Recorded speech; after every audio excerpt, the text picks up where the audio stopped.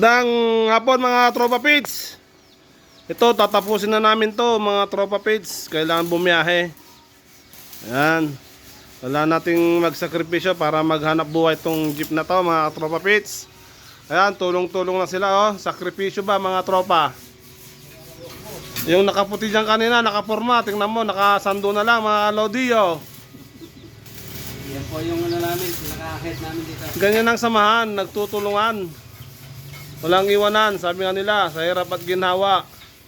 Kay Abdul ang Kaya Abdul ang ginawa. paubaya.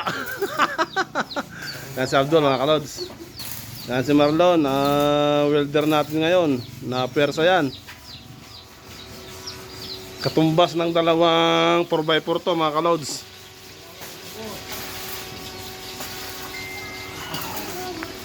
Abdul, tama yan Abdul?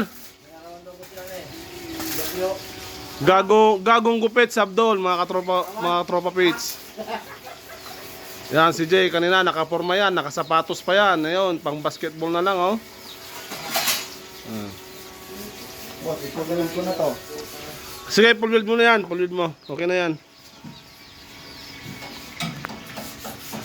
Yan si Gab, nagubad na oh, talagang seryoso na yan oh. Boss, pakita mo naman boy. Yan. Puro dito daw papakita mo eh. Siyempre, hindi mawawalan ang cooker natin. Ayun, nandun oh, tagaluto ng merienda natin mga kalods. At ako naman, taga-video.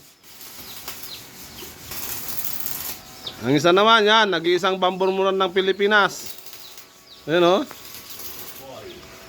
Si Noe. Full wheel na yan mga katropi.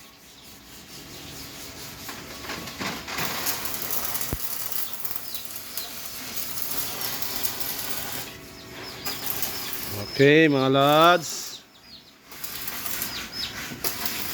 Yan mamaya makikita nyo na yung mga may konting natatapos na mga kalodi. Yan na oh.